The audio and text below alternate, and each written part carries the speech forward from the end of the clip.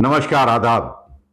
KTV news में आपका स्वागत है। मैं हूं अशरफ करीम। कल के वीडियो में हमने आपको बताया था कि महाराष्ट्र में हुआ आंकड़ों का खेल। सिर्फ महाराष्ट्र में ही नहीं बल्कि और भी दूसरी जगहों पर हुआ। एग्जाम्पल के तौर पर महाराष्ट्र से पहले हरियाणा में भी किया गया। उन आंकड़ों के खेल से किसे हुआ फायदा और किसे हुआ नुकसान, ये सब कुछ समझाया डॉक्टर प्रकला प्रभाकर, जो कि इकोनॉमिस्ट हैं और वित्त मंत्री सीतारमण के पति। बहुत ही आसान और सरल तरीके से उन्होंने बताया करण थापर के इंटरव्यू में। उन्होंने कहा कि ये जो भी कुछ हुआ इससे पहले कभी नहीं हुआ था। यानी भारत के इतिहास में जब से चुनाव हो रहा है तब से अब तक के आंकड़े अगर उठा लिए जाएं तो ऐसा कभी देखने को नहीं मिला। जैसा कि पिछले 2-4 सालों में या लोकसभा के चुनाव में जो अभी 2024 में हुआ, तब हरियाणा के चुनाव में और महाराष्ट्र के चुनाव में देखने को मिला। बाकी जगहों पर नॉर्मल रहा। चलिए शुरुआत करते हैं महाराष्ट्र से। महाराष्ट्र के बारे में उन्होंने कहा कि एक आंकड़ा आया 5 बजे शाम में। आमतौर पर उस समय आंकड़ा आ जाता है कि परसेंटेज ऑफ पोलिंग, यानी मतदान का जो प्रतिशत है, कितने प्रतिशत वोट कास्ट हुए, वो 5 बजे शाम में आया 58.22। उसके बाद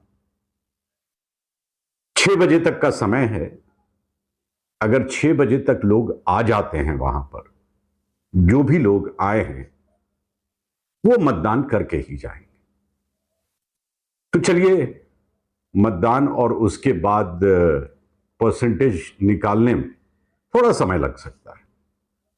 8 बज जाएगा, 9 बज जाएगा। लेकिन दूसरा आंकड़ा आया 11:30 बजे और वो था 65.02%। चलिए ठीक है, ये फाइनल हो सकता है, लेकिन फिर भी इसमें काफी डिफरेंस है जो आमतौर पर होता नहीं। फिर एक और आंकड़ा आया। जैसा कि आपको पता है कि महाराष्ट्र में 20 तारीख को मतदान हुआ, तो ये 20 तारीख के आंकड़े हैं, रात के 11:30 बजे तक। 21 तारीख को एक और आंकड़ा आया 66.05%। तो 58.22 से शुरुआत होके 66.5 पर जाके रुके। इसकी वजह से वोट कितने बढ़े ये भी उन्होंने बताया। वो तकरीबन 76 लाख, एग्जैक्ट फिगर उन्होंने बताया 75,97,067 वोट, 76 लाख मान के चलिए। तो कुल मिला के उनका कहना यह था कि ये जो आंकड़े बदले हैं, ये जो परसेंटेज बदलता रहा, उसकी वजह से एनडीए को फायदा हुआ। उन्होंने एग्जाम्पल लिया झारखंड का, जहां आंकड़े बदले नहीं या इतना ज्यादा उसके बीच अंतर नहीं था। उन्होंने एग्जाम्पल के तौर पे बताया कि झारखंड और महाराष्ट्र का चुनाव एक साथ हुआ, हालांकि झारखंड में 2 फेज में हुआ। उन्होंने कहा कि फेज 1 में 5 बजे जो आंकड़ा आया वो आया 64.88, 64.88, और वहां उसी दिन रात के 11:30 बजे फाइनल आंकड़ा आ गया जो था 66.48, यानी 1.79 का डिफरेंस था। उसके बाद फेज 2 में जो शाम के 5 बजे आंकड़ा आया वो 67.59, और फाइनल 11:30 बजे आया 68.45। यहां डिफरेंस था 0.86%। तो रिजल्ट जो है वो इंडिया अलायंस के पक्ष में आया, जहां आंकड़े रियल थे उनके मुताबिक, जो आमतौर पर यही होता आया है, क्योंकि डिजिटल है सारी चीजें, आंकड़ा आने में इतना समय नहीं लगता है, वो तो रियल टाइम है। ये और बात है कि फीड करने में आपको समय लग जाए अपने पोर्टल पर, तो ठीक है, फीड करने में समय लगा होगा आपको, तो रात के 11:30 बजे यानी सेम डेट में आपने वो फीड कर दिया, तो ये बिल्कुल रियल लगता है, क्योंकि ऐसे ही होता रहा है। आंकड़ों में इतना ज्यादा बदलाव पहले कभी नहीं आया। ये जब राजीव कुमार जब से आए हैं, उनके समय से ही ऐसा कुछ होने लगा। याद कीजिए लोकसभा चुनाव में क्या हुआ था, कई दिनों तक तो आंकड़े ही नहीं आए, या परसेंटेज ही नहीं आया था कि कितने परसेंट पोलिंग हुई, वो बदलता रहा। उसके बाद फिर आगे चलेंगे, हरियाणा पे भी चलेंगे, पहले इसकी बात कर लूं, तो उन्होंने ये साफ किया उस इंटरव्यू में कि आंकड़े कभी 1% से ज्यादा बढ़ते नहीं या ऊपर नहीं जाते। एग्जाम्पल देते हुए उन्होंने बताया कि अगर 7% या 8% अगर बढ़ रहा है आपका 5 बजे के बाद, तो इसका मतलब दिन भर लोग आए नहीं वोट डालने। सारी संख्या या सारे लोग तभी आए जब पोलिंग का समय खत्म हो गया था। ये उन्होंने एग्जाम्पल देते हुए बताया। इसलिए उन्होंने कहा कि हमेशा से 1%, 1.5% की बढ़ोतरी होती है, इसलिए झारखंड की जो बढ़ोतरी है वो रियल है। आमतौर पर यही होता रहा है। अब से पहले जब भी चुनाव हुआ तो 1%, 1.25% या 0.78% इस तरह की बढ़ोतरी देखी गई, क्योंकि वो शाम का आंकड़ा है। जब पोलिंग खत्म हो गया उसके बाद तो आपने 5 बजे का जो आंकड़ा दिया उसमें आधा % या ज्यादा से ज्यादा 1% और ऐड हो जाता है। और जहां जहां ऐसा हुआ वो उनको रियल लगता है। उन्होंने एग्जाम्पल दिया झारखंड का कि झारखंड में फर्स्ट फेज में यह आंकड़ा पहुंच गया 2%, 1.79%, 2 मान लीजिए। जैसे ही वो 1 के ऊपर गया, एनडीए को फायदा हो गया। उस फेज में 43 सीट के लिए पोलिंग हुई, जिसमें 17 सीट एनडीए जीत गए। वहीं उन्होंने बताया कि सेकेंड फेज में यह आंकड़ा रहा 0.86%, यानी 1% से नीचे था। वैसी हालत में आउट ऑफ 30 यानी 30 में केवल 7 सीट जीत पाई एनडीए। तो उन्होंने यह साफ कर दिया कि एक तो ये जो आंकड़ा है या ये जो परसेंटेज है, पोलिंग परसेंटेज, ये रियल नहीं लगता, क्योंकि 1% से ऊपर जैसे ही जाता है या 1.5% के ऊपर जाता है तो वो कुछ दाल में काला लगता है। पूरी तरह से शक की गुंजाइश है, शक होनी चाहिए, और शक न सही आप इसको यकीन में बदल लें कि कुछ तो गड़बड़ है। और उन्होंने एग्जाम्पल देके यह बता दिया कि क्या गड़बड़ है और किस तरह से हुआ। झारखंड और महाराष्ट्र को लिया, क्योंकि इन दोनों जगहों का चुनाव एक ही समय में हुआ, एक ही फेज में हुआ। झारखंड जहां सबसे ज्यादा जो बढ़ोतरी हुई, और सेम डे उन्होंने वो फीड कर दिया था कि 1.79% की बढ़ोतरी देखने को मिली। लेकिन जैसे ही 1% से ऊपर गया तो आपने देखा कि किस तरह से एनडीए का सीट बढ़ गया, यानी 17 सीट आ गई। वहीं जहां 1% से नीचे रहा वहां 7 सीट पे अटक गई, 30 में 7 और 43 में 17। तो महाराष्ट्र में कोई आंधी नहीं थी, कोई सुनामी नहीं थी, कोई अंडरकरंट नहीं था। हम तो फील्ड में थे, हम तो देख रहे थे। हां, यह कह सकते हैं कि टक्कर था महायुति और महाविकास आघाड़ी में, लेकिन ऐसे इस तरह का उलट पुलट होगा यह किसी ने नहीं सोचा था। और चूंकि यह जो भी कुछ हुआ है वो अविश्वसनीय, मतलब विश्वास करने के लायक नहीं है, इसलिए सवाल उठ रहा है। लेकिन राजीव कुमार साहब जवाब देने के लिए तैयार नहीं।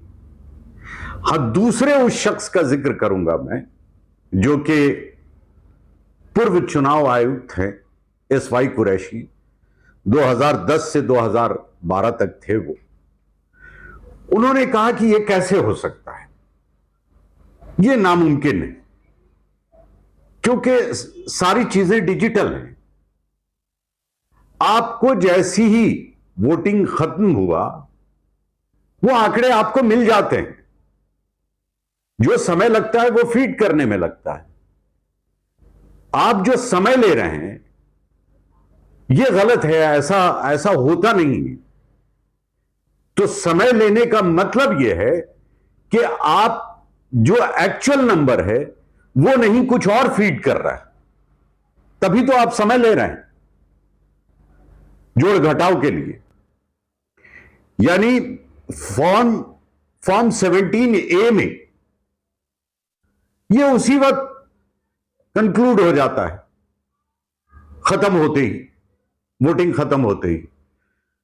तो यह जो समय लेना है वो शक को और ज्यादा पुख्ता कर देता है।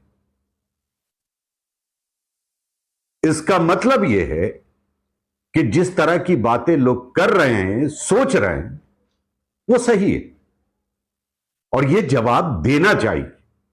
वो जवाब दे हैं। ऐसा नहीं है कि चुनाव आयोग जवाब दे नहीं है।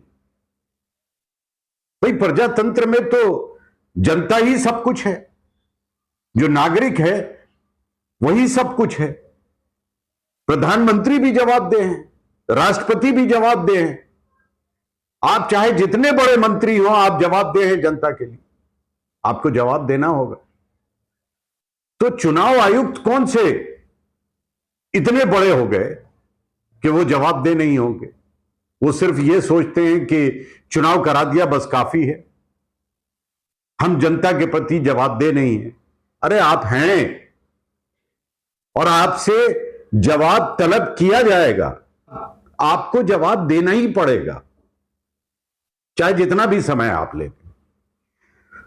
तो प्रकला प्रभाकर जी ने चीजें साफ कर दी, बिल्कुल परत दर परत खोल दिया उन्होंने। और एग्जाम्पल देते हुए उन्होंने कहा कि यही सब कुछ हरियाणा में भी हुआ। उन्होंने चंडीगढ़ का एग्जाम्पल दिया कि साहब, चंडीगढ़ जैसी जगह जहां 24 घंटे नेट है, सब कुछ है, लेकिन आंकड़े आने में 4 दिन लग गए।